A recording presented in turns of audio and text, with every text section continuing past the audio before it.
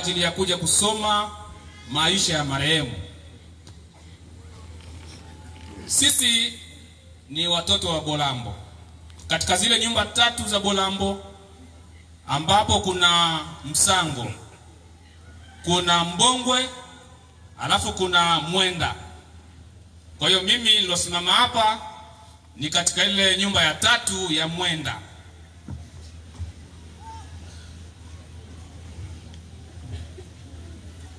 Katika nyumba hiyo ya Mwenda mimi ni Lomona ambaye alizaliwa na Mwenda. Katika watoto wa Lomona tena basi nikazaliwa mimi Bashimunenga. Watoto wa Lomona mimi ni mtoto ninaitwa Bashimunenga, lakini kwa jina lingine tunaitwa Bashikwa Chubwa. Iwechi.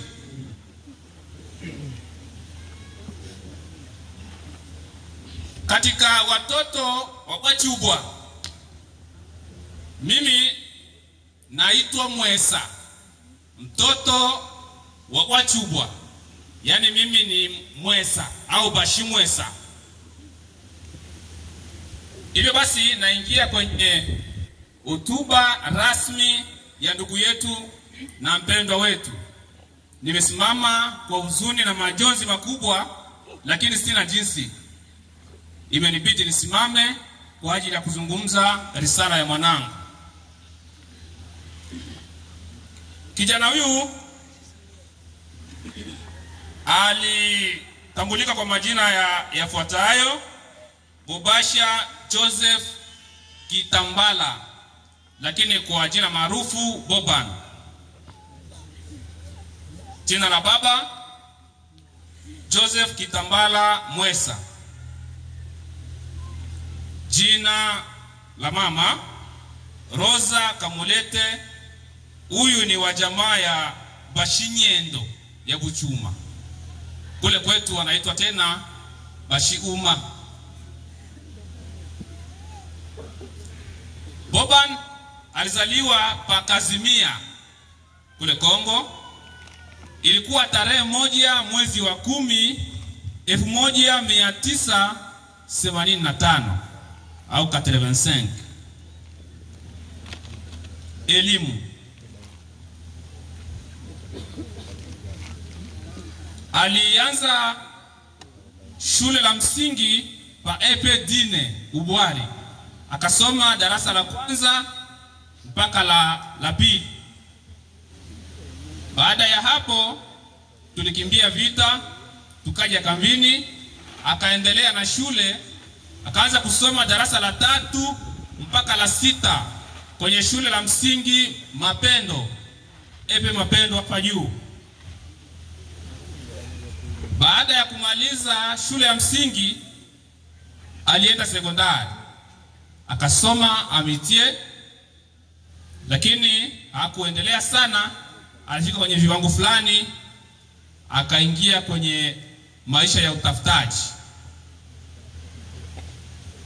kuoa.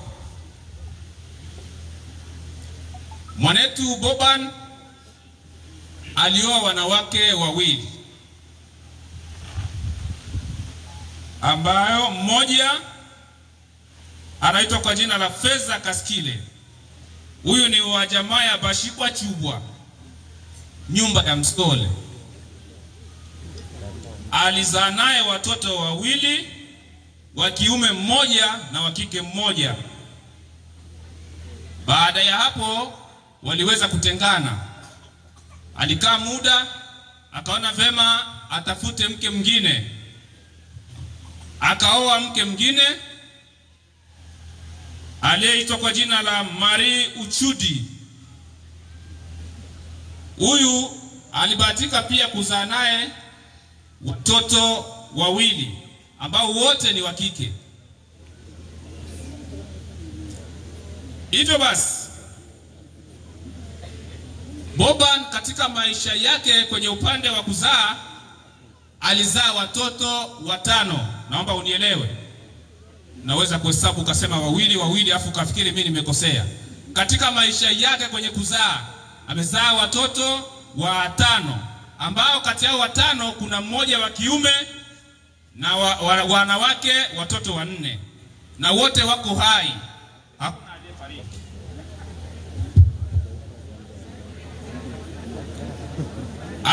Alizaa watoto 5 ambao mmoja ni wa kiume na 4 wa kike. Ndivyo nilivyosema, wote wako hai, hakuna aliyefariki. Naomba nieleweke.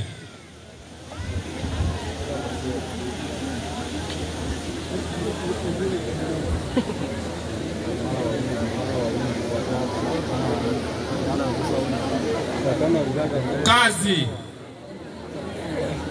Nilijua italeta changamoto hiyo. Kazi. Ndugu yetu na mpendwa wetu alijishughulisha sana katika maisha yake kwenye kipaji ambacho Mungu alimpa. Alijishughulisha sana kwenye kazi ya mpira wa miguu. Hivyo alikuwa ni mchezaji mzuri ambaye anacheza namba 10. Cheza namba 10, namba 8, namba 7, namba 11 vizuri sana. Hivyo alicheza kwenye timu ya Abetro inaitwa Abei. Alicheza tena kwenye klabu ya Simba Wanyika ambao makao makuu yalikuwa ni SD. Hichi kilikuwa ni kilabu. Baada ya hapo alicheza kwenye timu ya DE moja. Lakini pia aliendelea kucheza katika timu za nje ya maeneo tunayoishi. Ina maana nje ya kambi. Kwa kuchukuliwa anaenda kucheza, anarudi. Na alishughulika pia na kazi ndogo ndogo kwa ajili ya kujiwezesha katika maisha yake ya kimwili pamoja na familia yake. Mauti.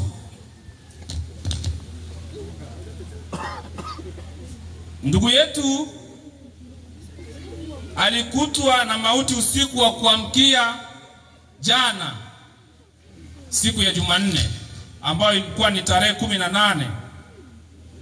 Tulipigiwa simu asubuhi na mapema kwamba tumemkuta ndugu yenu kashafariki.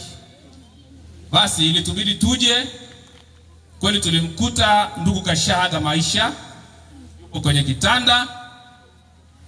Mwili ukachukuliwa ukapelekwa mochwari kwa ajili ya uchunguzi zaidi. Hivyo uchunguzi ulifanyika, lakini hakuna kilichobainika kwamba ni kitu fulani kilichosababisha au kilichomsababishia umauti. Hivyo ndugu yetu alituacha, lakini hatukujua kitu gani ambacho kimemletea mauti. Kwa hiyo sisi tumesema kwamba mwanetu au ndugu yetu amefariki ghafla.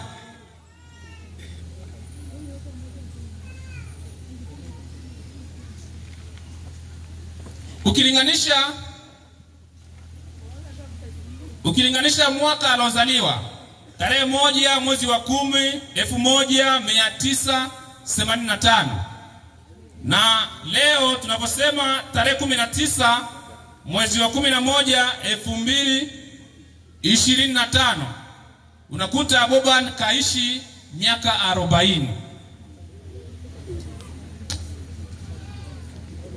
Hivyo basi kama familia tunasema kwamba